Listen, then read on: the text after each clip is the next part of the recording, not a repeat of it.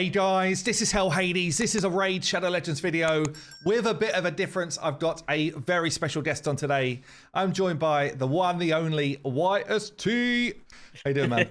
How's it going? Not too bad. It's nice to be over here once again. It's been a long time. So I guess it's been a while since we've done like a proper collab. I know you came on for the like free-to-play challenge and got involved in all that good stuff. How you been doing? How you been keeping? Yeah, just, you know, I was speaking to you in the other video we done on my channel, recovering from all that karaoke, all those songs. Yeah.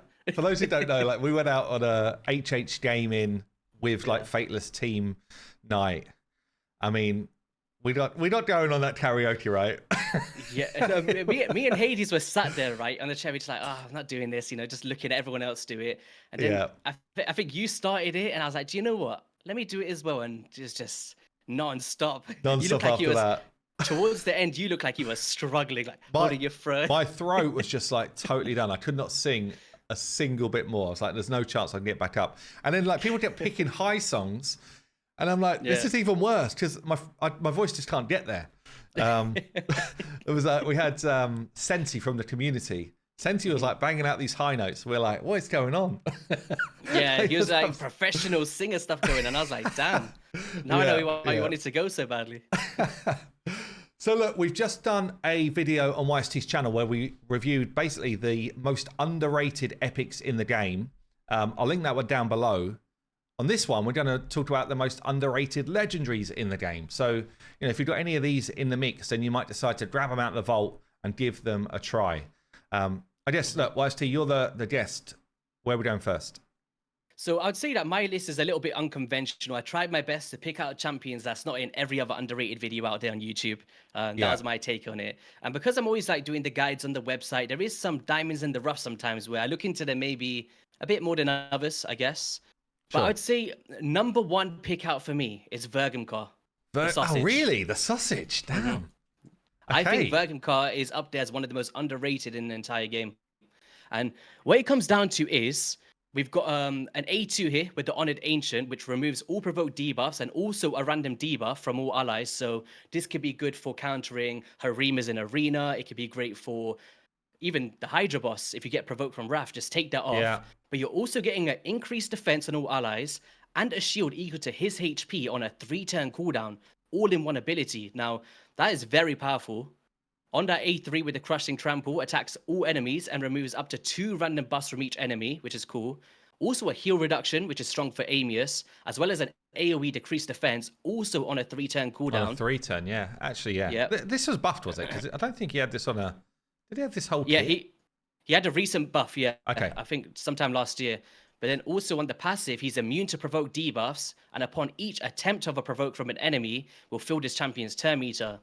Now, I've not actually put this into action because I don't have him, but I was thinking, do you know in Arena if you're facing Harima or something, let's just say she goes through, tries to attempt it, boost his turn meter, use the A2 and then cleanse it off your allies. Cleanse it off, yeah. And like you say, like Head of Wrath, this is actually massive for the Head of Wrath. Yeah, it's huge. Like, immune to it and then basically cleanse it off everyone else. That's pretty cool. Yeah, I like that. He's got a stun E1 as well, so not a completely useless one there as well, so... Yeah, I think he's nice. very, very I did not see that coming. I did not see the sausage coming out today. I like it. Nice start. Okay, well, I'm going to go into the Sylvan Watchers. So it's still relatively new champ, but I'm going to call out King Galkabar. So I just never really see anyone talk about this guy. And I did a takeover probably a few months ago now. And I was like, oh, I'll see if I can use this guy in a cool clan boss team. So he's basically got this A2 where attacks all enemies on a 3-turn, books up to 100% chance of removing all buffs from the enemy, and then puts out poisons. So places poison for 2 turns on each enemy for each buff removed. So for general content, if you like doing wave-based content, you can clean off some buffs and get poisons out there.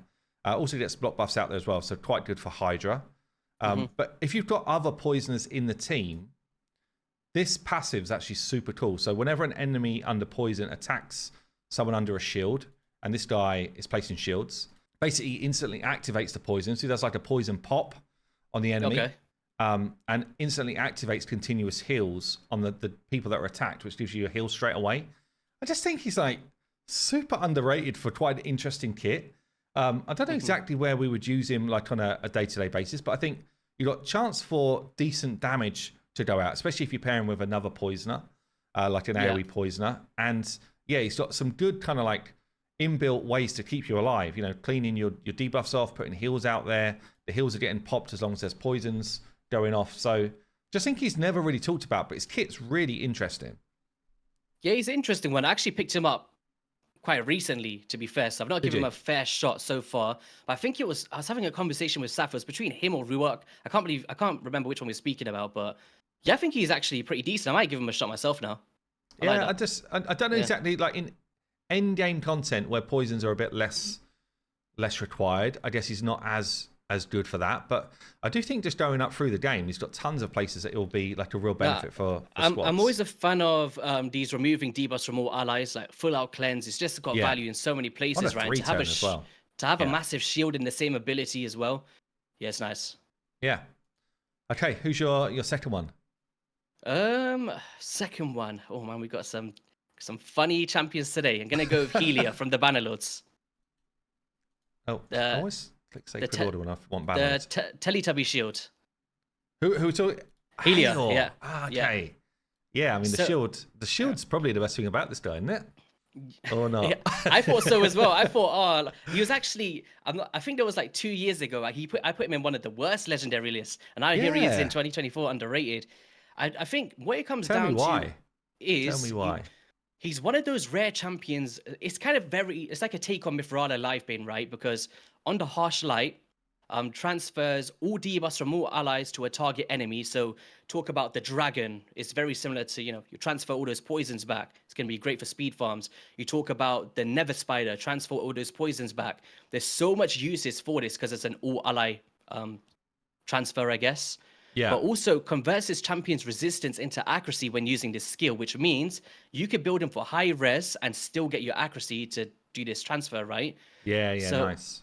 I think it's a very cool combination there. We've got a weak source shield on that A2. It's not crazy valuable, but it's still a bit of protection here because it's based off the damage inflicted. Actually, this A3 for Hard Dragon.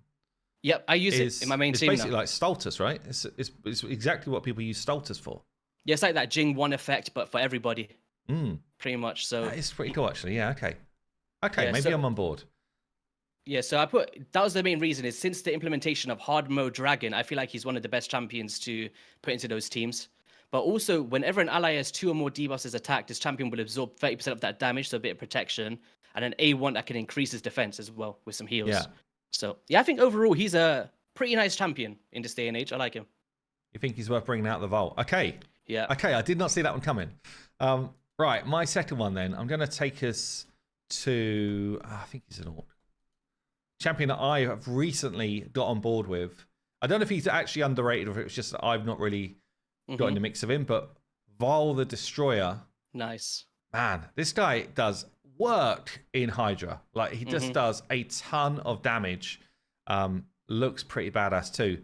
There's nothing too sexy about his kit, I don't think. Like, he's ignoring defense on the A3, so destroying target max HP. But basically, it's just the fact that he hits super hard on the A3. Like, if you're hitting a dead head, I mean, you're doing like millions of damage with this hit. It's crazy. And then he's got this AoE hit on the A2, which has got weaken. And so basically, a chance to place weaken also places decrease attack for when you put weaken on. So 2 really good Hydra debuffs. Got a bit of self-healing on the A1. And then he's able to increase his own attack when he uses skills. So the thing with this is he benefits from being in a long fight. So that's why Hydra in particular is good for him. But I mean, he's up there in my kind of like probably my second best team, just pumping out silly levels of damage. So he was under my radar, and I thought, if he's under mine, maybe he's under some others. No, he was under mine as well for a long time, to be honest. Like, I knew he could hit hard and stuff, but I think during the first time I thought he was crazy is when we did the Hydra clash with Deadwood. And Nubs brought out Val the Destroyer. I think that was the first time I was like, damn.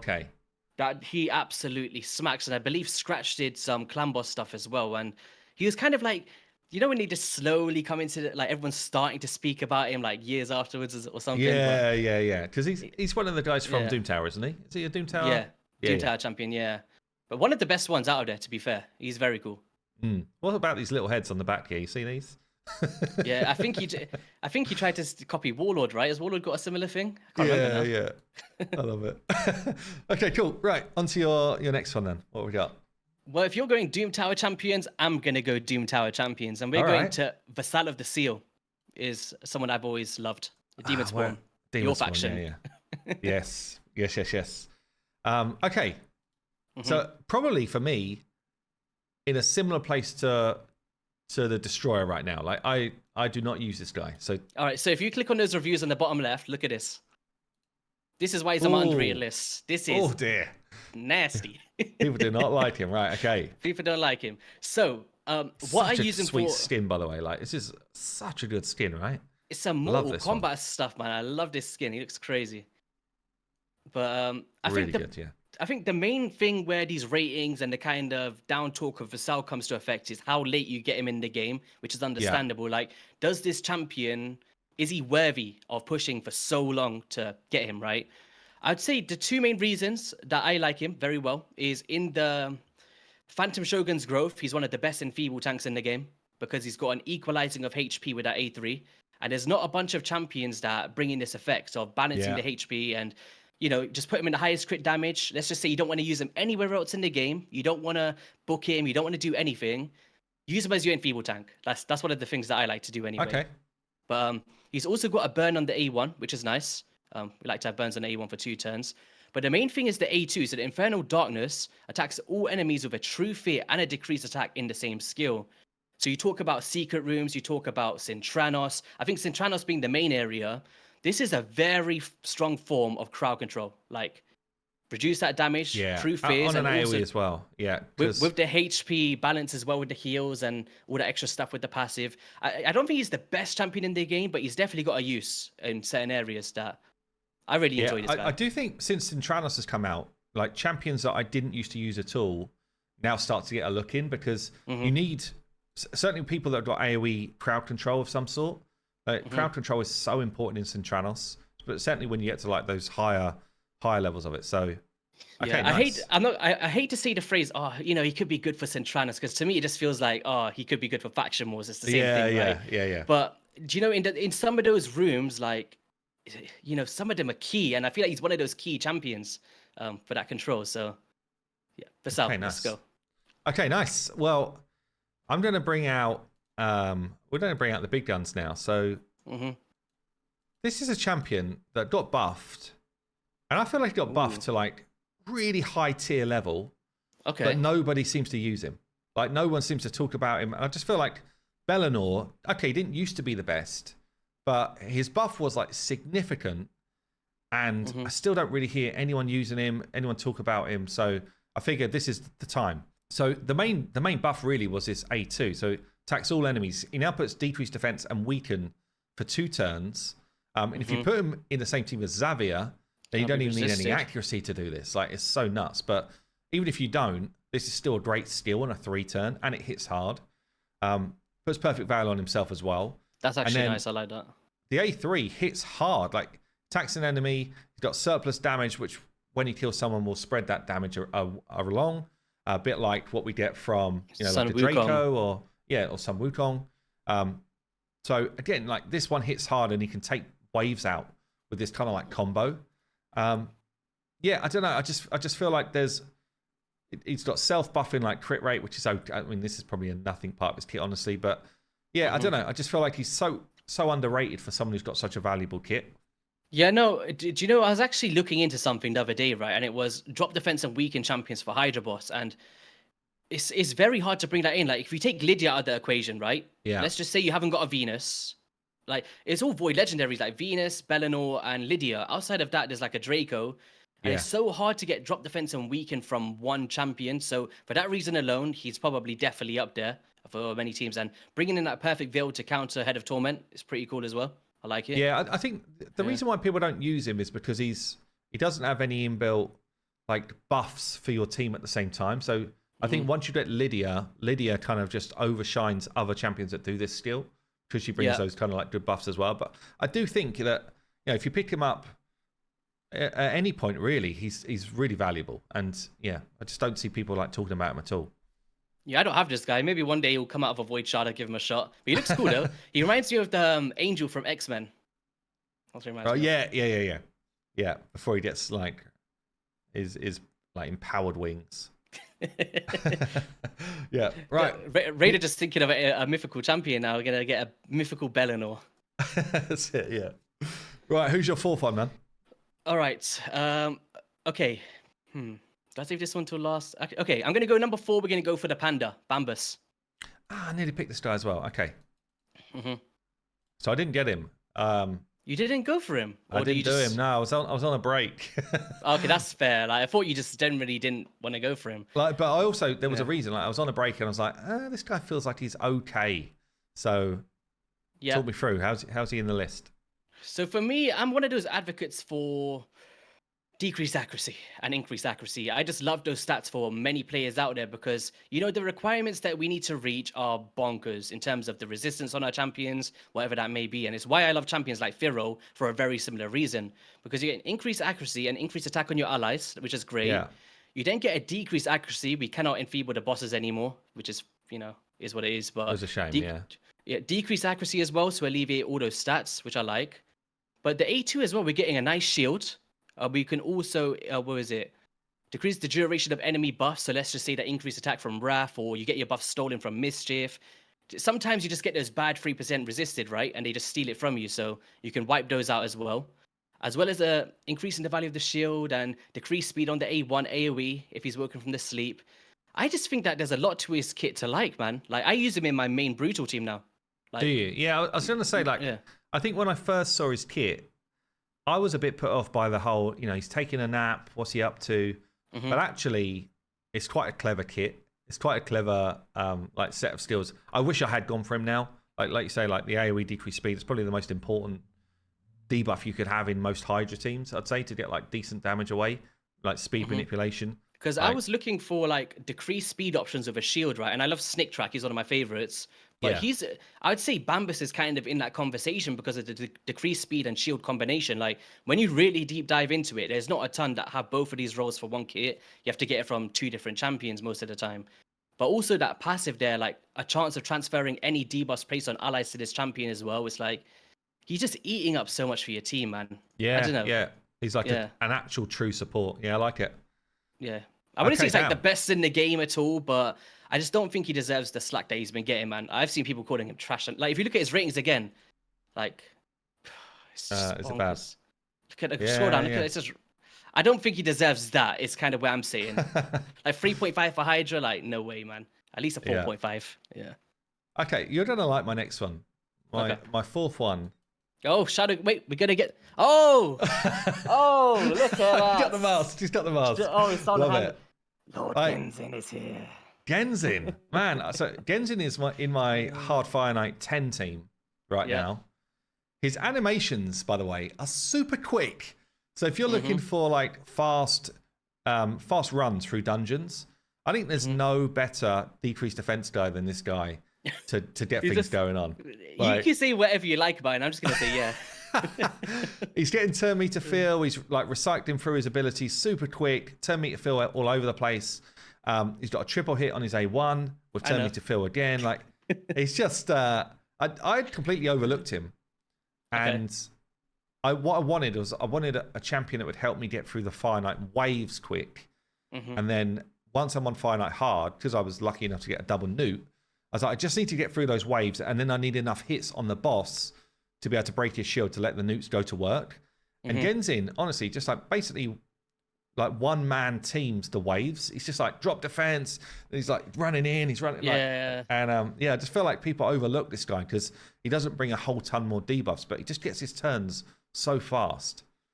Yeah, no, he's just like an Energizer Bunny, right? He's just hopping around the place, damage everywhere, good multipliers, decreased defense. You can fly through waves, like you said, especially for Fire Knight. I was so happy when I seen that world record Fire Knight team with Genzin in it. The video you did. When I seen it, I was like, finally, he's getting his glory. He's got his time, that's it. No, he's super cool. Man. So I thought you'd like that one. Of course, I love that one. Like, anyone that mentions Genzin, happy days.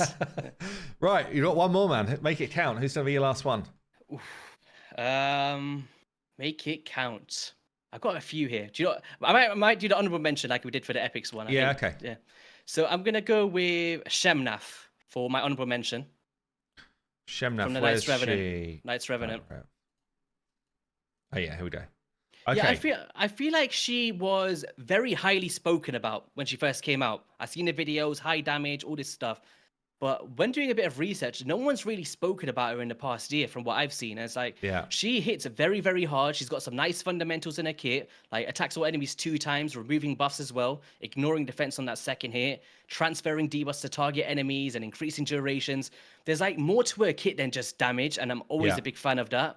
And I just feel like she's one of those underrated nukers in this day and age that maybe has not been spoken about enough for new players coming to the game. And yeah, definitely. If you picked her up early, she is doing a ton of work for you. Like she's even doing like pushing into like maybe mid game, even like some early late game stuff. Like you talk about tag team arena, live arena. Let's just say your main nuker got banned. She's a nice little unconventional pick to have as a backup for sure, but could be definitely used as your main nuker. Like very, very strong, man. Yeah, no, I like it. I like it. Nice honorable mention. Okay. But I'd say the actual pick that I'm going to go for is... I'm going to go with Versov the Grim. Versov. Versov, yeah. I think he's Knights Revenant as well, to be fair. Is he Knight Rev? Yeah, he is. Bad at like remembering where everyone is nowadays. There's too many champs. There he is on the left. Versov, yes. Okay, Versov. Oh, he's always smiling, this guy. He's always smiling. Happy days. But, I'd say apart from his cool aesthetics, I love how they put like the key in his chest and all of that crazy stuff. Cool. I actually forgot that he was a fusion. I was looking through the past fusions. I was like, oh damn, he was a fusion ages ago. But I think what it comes down to is that 3-turn cooldown, increased defense and ally protection, which is just great for clan boss on an A3 or whatever that may be. He's actually a relatively nice, hard-hitting HP-based nuker as well. Like he does hit hard if you build him for damage. But he gets it's one of these ones that I was speaking about it on your channel where he's got this like random chance to get an extra hit. If he gets the extra hit off, it's silly damage. It could smack. So you could actually use him as a cool arena nuker, but also placing a leech debuff in the same kit. I remember I was trying to do like a clan boss video once and I was looking for leech / ally protection options. And there was so less of like options that can do it. So having both of those roles in one kit is actually very nice. But then some provoke stuff if you want to use it elsewhere to like Magma Dragon or whatever. But I think he's just a very cool one for any players out there trying to build up maybe trying to get to Ultra Nightmare for the first time or whatever that may be. Yeah, he's a cool one. Yeah, increased defense and ally protection on the same skill on a 3-turn is awesome actually for clan boss. Yeah, so I think I'll put him in there for sure. Okay, nice. The other one that I did have, I'm not going to actually fully go into it. It was going to be Owlscore. But Owlscore, yeah. Owlscore's pretty cool. Okay, well, I've got an honourable mention first. He's a bit of an old school one, so I'm just like the Longbeard. I just feel like he is a great ally attack champion. So he's attacking with your whole team. He's got weaken as well, and his ally attack makes you do more damage, 20% more damage, which so it makes it one of the best ally attacks out there. But I think he's overlooked because he doesn't really bring too much else. You know, where you got the Mikages and the Padres and stuff. Yeah. So, but he's still actually like phenomenally good for that role. But the one I'm actually going to go with, have I gone to I'm the interested right place? Yes, is the Bishop. Oh yes. Oh, that's a cool one. I was thinking of that guy once. I just feel like he's useful in tons of places. So I use him in my Iron Twins team as my accuracy lead, because Iron Twins has got quite a high accuracy requirement. And he's also bringing like a ton of like support stuff. So he's healing allies by a ton of damage, which you need in high level Iron Twins if you're doing the sort of team that I run. Increased defense as well, and a big shield. So it's like so much going on this A3. Makes it really good for Hydra as well, if you're taking a bunch of damage. And then specifically for Hydra, you've got block buffs going out, another debuff, heal reduction, whatever. But block buffs is really useful. Increase accuracy for your team. So again, like you don't need to build everyone else with as much accuracy. So I just think he's overlooked, but actually really solid. Chance to steal a buff here. His passive means that he will never take drop defense and weaken, which means he's actually quite hard to kill. But yeah, generally it's this A2 and A3 combo, which I think are good for Hydra and for Iron Twins for me. Yeah, he's actually a very powerful one. Like, even if we just look in the reviews in game once again, like his reviews are popping off here. Like, oh, they are. Yeah. Okay. Damn. People, it's like I feel like the community knows. Oh, okay. I didn't realize he was rated so highly here. Yeah, I feel like the community maybe love this champion, but I don't see him spoken about. It's a weird one. Like, yeah, I haven't seen anyone speak about Archbishop for a very, quite a lot of very ratings long as well. time. Okay, that's interesting. Yeah. I'm surprised to see that. Like, I never see him spoken about at all. I don't have this guy, so I've always, when I'm pulling shards, it's a weird one because I should actually be saying, "Yo, give me an Archbishop raid, come on." But, yeah. Well, look, there we go, guys. So that's going to be our kind of like 10 most underrated legendaries in the game. Don't forget to go to YST's channel and check out the most underrated epics. I'll pin that down below, and drop the man a sub if you haven't already. Massively deserves it. Any final words from you, YST? Just appreciate you having me on. Hopefully next time isn't like another year, but we're looking forward to the next one. Let's make sure we do it again. I'm so bad at collabs. The next time a collab's going to come out between me and Hades, Fateless is going to be out by then. I'll be like fully grey by then. I'll be fully grey. Okay. Anyway, thanks for coming on, man. Hope you guys enjoyed the video, and yeah, we will see you in the next one.